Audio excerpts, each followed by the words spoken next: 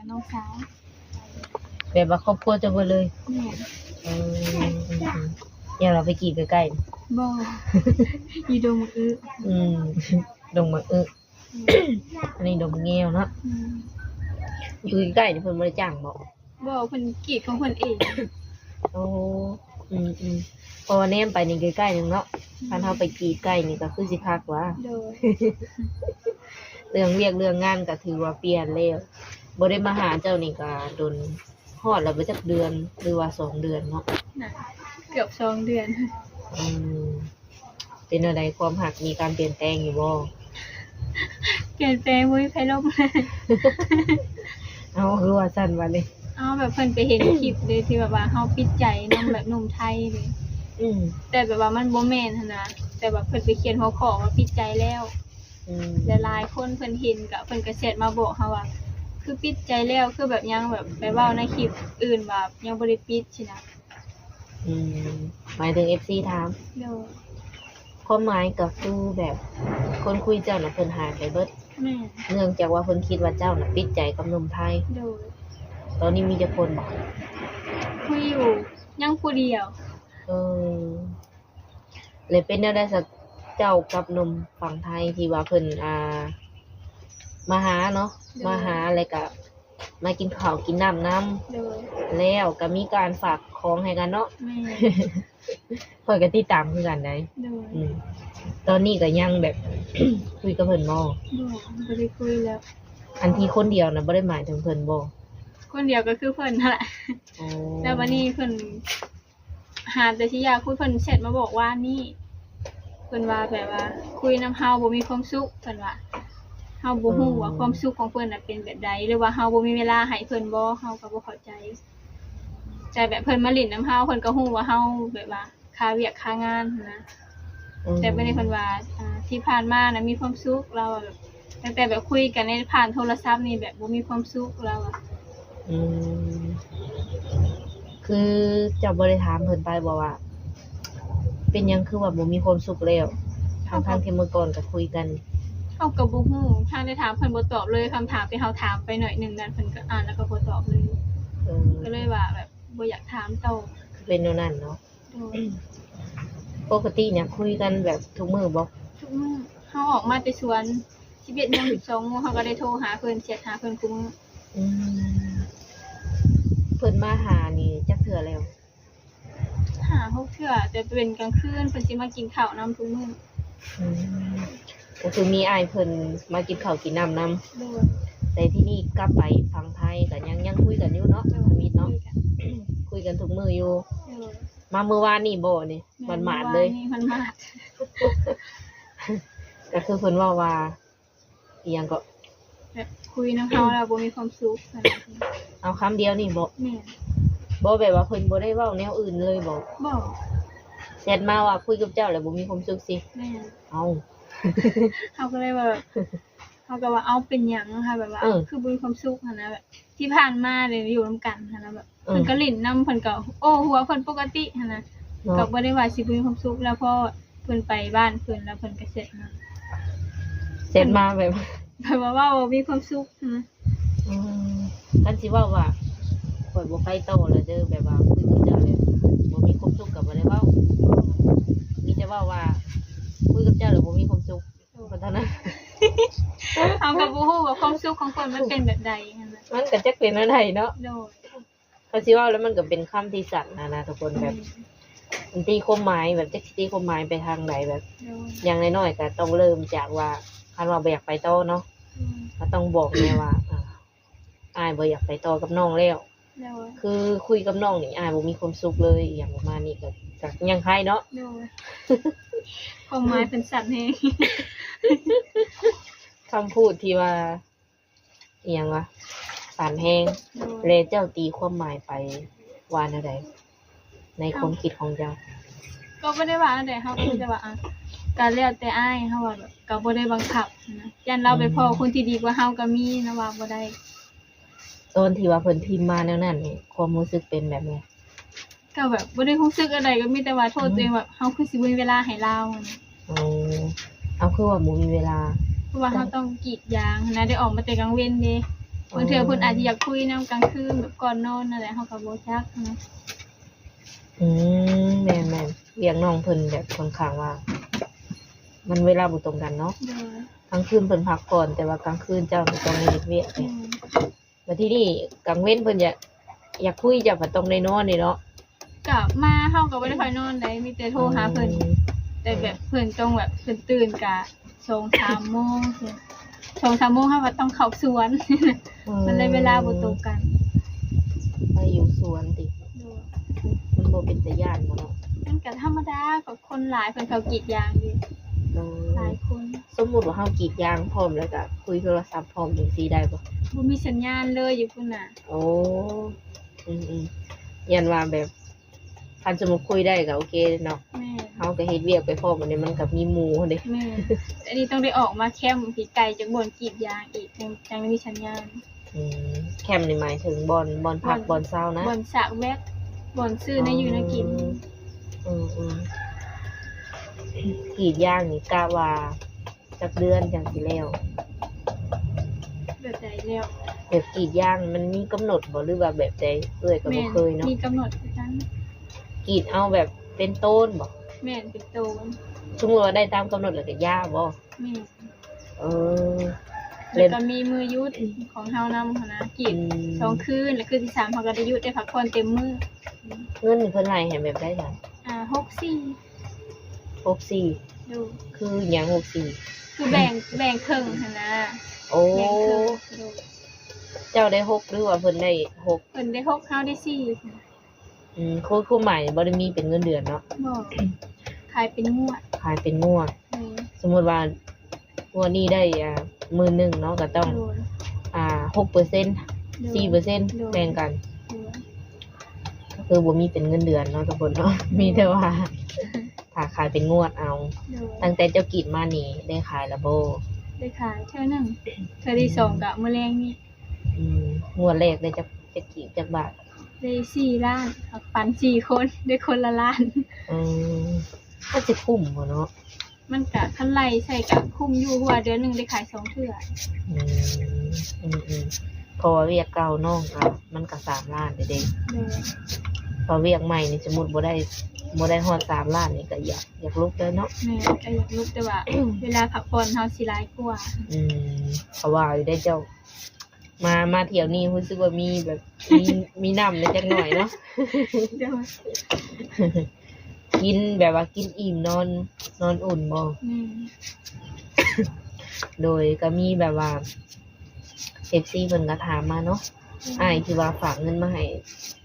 เมื่อก่อนเพิ่นก็ถามอยู่ว่าเป็นหยังคือบ่เข้ามาถ่ายเนาะคือว่าไหนแบบว่าน้องเพิ่นบ่ค่อยมีเวลาแม่นล่ะว่า แม่ แบบว่าต้องไปเฮ็ดเวียกตลอด แม่ไปทุกมื้อ หักแต่ว่ากลางเว้นน่ะกลับมานอนบ้านบ่ บ่มีแต่มาสากแบต มาสัก หย แบ อดกดแล้วฮอด12โมงหยอดแล้วแล้วก็กินข้าวแล้วก็ออกมาสากแบต หมายถึงมาสาวอีเพิ่นนี่บ่ โดยเพราะว่าอยู่พุ่นบ่มีเด้เพิ่นให้แต่คนแบบคุมเพิ่นสากได้หั้นนะอยู่แถวแคมป์ คือเป็นเรื่องนั้นเนาะ มันเป็นเขตเพิ่นเด้มันเป็นของบริษัทแล้วก็ของประชาชน เลยที่นี่เลยจะออกมาแบบว่าเปิดใจใหม่บ่ ที่ว่านั่นก็แม่นเพราะว่าแบบว่า คนคุยมันหายเลยนะเพิ่นสิเข้าใจผิดว่าเฮาไปปิดใจกับผู้นั้นแล้ว โดยเลยทั้งเจ้านี้ได้รู้สึกหักหรือว่ารู้สึกมักเพิ่นน่ะบ่ ก็ คนที่ว่า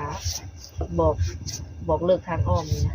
รู้สึกดีนะเพิ่นอยู่กับว่าแบบหากันคุยกันไปต่อก็คือสิได้ไปกันได้หั้นนะแล้ววันนี้เพิ่นก็มาตัดว่าแบบว่า ตั้งแต่เพิ่นกลับไปไทยเพิ่นก็บ่ได้โทรมีแต่น้องโทรไป เป็นเรื่องนั้นเนาะ แชทเพิ่นก็บ่ได้ค่อยแชทมีแต่แชทมาบอกว่ากินข้าวนั่นนี่แล้วก็ฉะนั้นเพิ่นก็บ่ได้แชทหลาย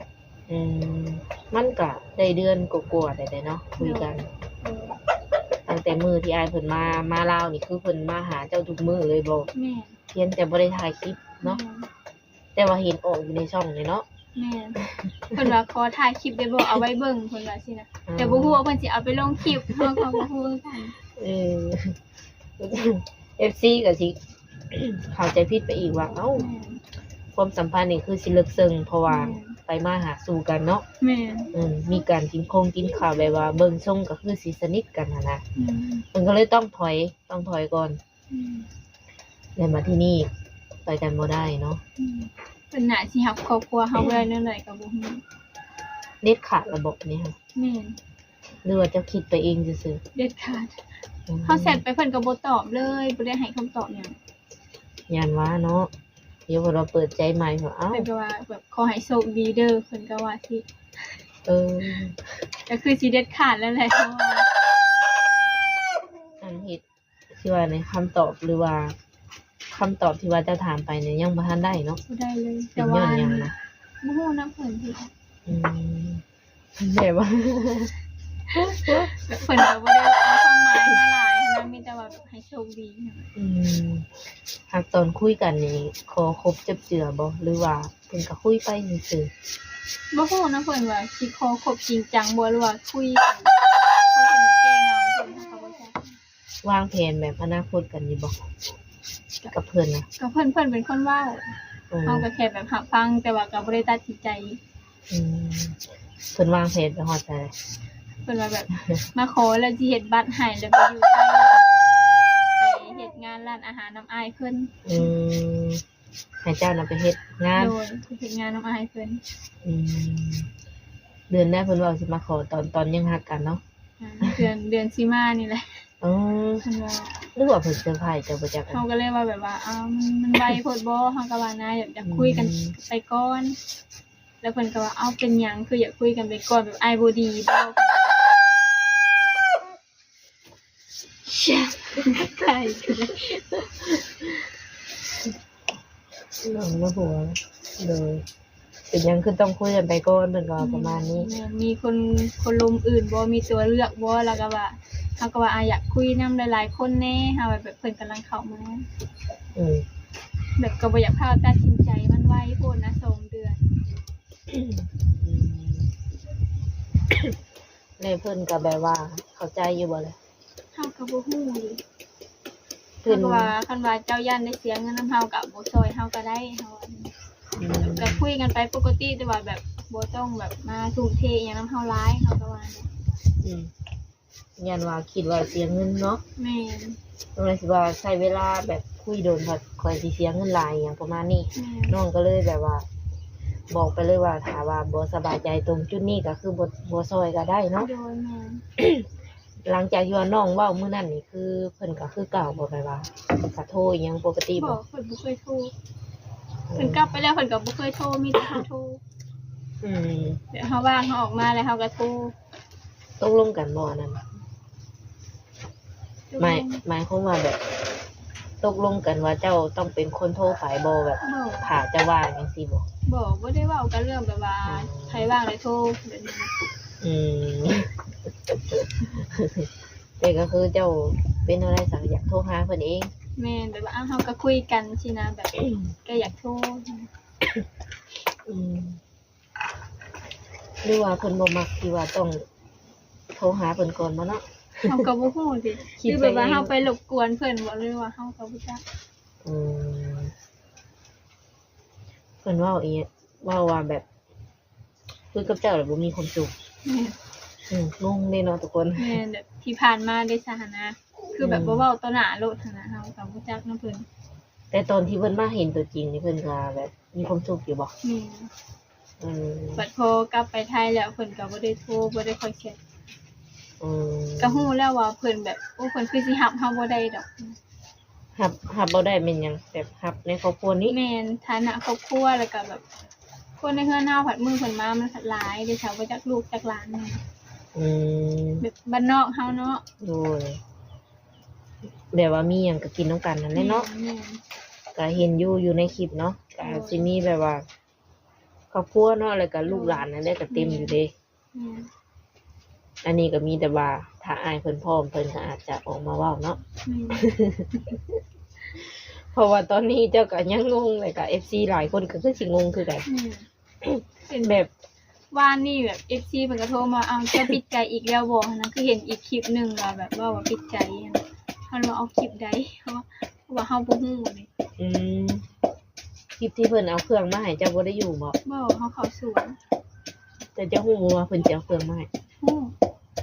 แต่มีแต่ว่าบ่ฮู้ว่ามื้อใดแต่ว่าฮู้แต่ว่าเพิ่นพากเครื่องมาให้ อืมแล้วก็มีแบบช่อง YouTube เพิ่นเข้ามาแบบอัปเดตเนาะแล้วก็มอบเครื่องให้เลย โดย สมมุติว่าเพิ่นไปมอบอยู่สวนยางนี่จักลักจะเข้าไป ไกลแฮงทางกาเปื้อน อืมถึงก็เลยว่ามอบอยู่นี่เนาะ แม่ สรุปแล้วตอนนี้ก็คือน้องเพิ่นนี่โสดแล้วตอนนี้ แบบว่าบ่มีไผคุยเลยตอนนี้ แม่ พร้อมที่จะคุยกับคนใหม่อยู่บ่ พ่อ ยันว่ายังคิดฮอดอายเพิ่น บ่ เพิ่นเว้าปานนั้นเลยนะ แบบบ่มีเยื่อใยเลย แม่ เนาะ แบบบ่มีเหตุผลหยังเลยหั่นน่ะ อืม ก็บ่ฮู้ว่าเฮาให้เวลาเพิ่นน้อยบ่หรือใดๆเพิ่นก็บ่ได้เว้ามีแต่ว่าคุยนำน้องแล้วรู้สึกว่าบ่มีความสุขเพิ่นก็มีแต่เว้าเท่านั้นแล้วก็ขอให้โชคดีเด้อเพิ่นก็ว่าซี่ เออสมมุติว่าหักกันไปแบบโดนกว่านี้เนาะคือจักเฮ็ดอะไรเนาะแบบเพิ่นมาบอกว่า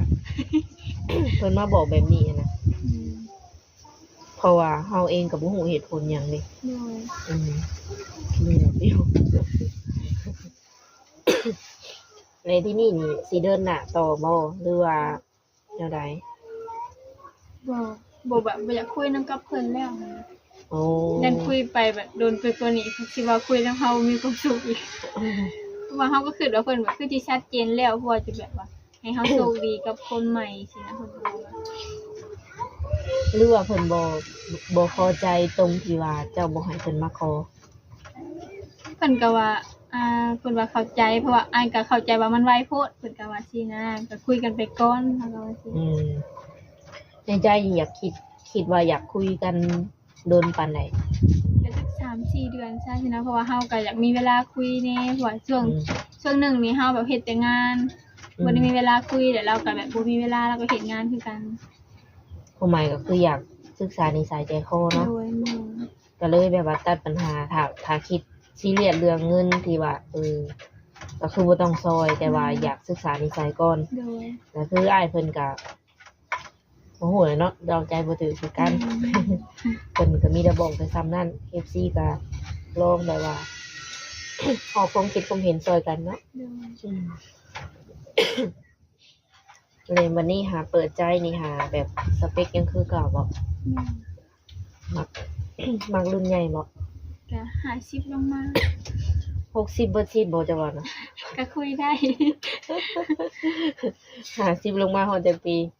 ประมาณ28 29 อืมรุ่นเดียวกันหรือว่ารุ่นน้อยกว่านี่เด้ บ่อยากลมยันเพิ่นบ่เป็นผู้ใหญ่ อืมความหมายนี่อยากเปิดใจหาคนคุยบ่หรือว่าอยากหาแบบ สามี สามครัว อยากสร้างครอบอยากครัวแล้วตอนนี้ โดย เออ แต่จริงจังน้ำไผก็คือแบบว่ามีแต่แบบบ่มีไผจริงจัง เนาะ เออ ชีวิตว่าซั่น ในบัดที่นี่หาแบบ อยากคุยผู้บ่าวทางใดเป็นพิเศษบ่ ทางใดก็ได้ไทยก็ได้ลาวก็ได้ ตอนที่เฮาเปิดใจช่วงก่อนนี่คือ เพิ่นเข้ามาคุยแรกๆนี่หลายคนอยู่บ่ หลาย หลังจากออกคลิปไปแล้วเพิ่นหายไปเองบ่หรือว่า มีการเครียดการหายการเว้าจาหยังกัน เพิ่นหายไปเอง เออแบบว่าเพิ่นบ่ทักต่อหรือว่าบ่คุยต่อเองบ่ แม่น อืมแล้วมื้อนี้นี่เจ้าได้ทักหาเพิ่นอยู่บ่อายเพิ่น อายผู้ที่เฮาคุยนำ แม่ เพิ่นยังบ่ตอบแชทเก่าเลย เพิ่นบ่ได้อ่านบ่ อ่านแต่เพิ่นบ่ตอบเลย เออหรือว่าเพิ่นอยากให้เจ้าโทรไปก็ยังบ่จักเนาะ เฮาโทรก็บ่ได้เพิ่นบ่ได้ค่อยรับ4 โมง 5 โมงเพิ่นจึงตื่นนอนเพิ่นเฮ็ดเวียก เพิ่นโสดแท้ๆบ่ เฮาก็บ่ฮู้เลย อืมแต่ตามที่เพิ่นบอกเจ้านี่เพิ่นว่าโสดบ่ แม่น โดย เป็นหยังซะเวลาเพิ่นมาเล่นคือบ่เห็นแบบออกคลิปทุกมื้อ เฮานี่นะบ่ให้ถ่ายแบบว่า เออ ถ่ายแล้วเพิ่นสิเอาไปโพสต์ในแบบให้ยูทูบเบอร์โพสต์แบบเฮาผิดใจนะแบบเพิ่นบ่ถามความคิดเห็นเฮาหั่นน่ะเพิ่นสิเอาไปโพสต์เลย โดยก็เลยว่าจะบ่โอเคบันได แม่น แต่ก็ยังดีต้อนรับเพิ่นดีว่าเพิ่นมาเล่นจังซี่บ่ ในบัดที่นี่ถามว่าอ้ายเพิ่นจะกลับมานี่คือเจ้าบ่คุยแล้ว แม่น เนาะ มีแต่เดินหน้าต่อไปคุยคนใหม่เนาะ แม่น อืมแลตั้งระบบลาย ตั้งบ่ได้มันต้องได้ลบอัน ID เก่าเพิ่นออก มันลบบ่ได้บ่ มันลบบ่ได้มันต้องใช้งบหลาย แม่นบ่ โดยเฮาไปถามห้างเพิ่นเลยต้องเป็นเดือนผู้จังสิได้ มันคือเป็นแบบนั้น เฮาก็บ่ฮู้ดิเฮาถามเพิ่นถาม 2-3 ห้างเพิ่น โทรศัพท์เจ้ารุ่น iPhone บ่ iPhone 7ธรรมดา เลยที่นี่เลยเฮาซื้อมือหนึ่งบ่หรือว่ามือสอง มือสองเพิ่น อืม เฮาไปถามห้างอยู่เซโนเพิ่นว่ามัน เห็นเพิ่นบอกว่ามันมันแพงเพิ่นว่า อืม เพิ่นก็มีแต่บอกซั่นนี้ มันแพงเลยบ่ได้ถามโตบ่ว่าเท่าใด บ่ได้ถาม อืมความหมายก็คือตอนนี้นี่ติด ID ของเจ้าของเครื่องที่ว่าเพิ่นใส่มาก่อนนี้เนาะ แม่นดู ก็เลยเฮ็ดให้ตั้งรายบ่ได้ ดู เห็นอยู่ว่าเพิ่นโทรมาได้ทางเบอร์ซะ เพิ่นโทรมา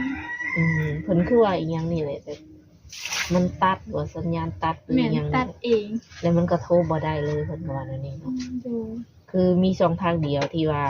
ติดต่อกันได้ก็คือเบอร์แล้วก็ LINE ถ้าเป็นเฟซนี่ก็คือติดต่อบ่ได้เลยเพิ่นจะบ่ได้เล่นอืม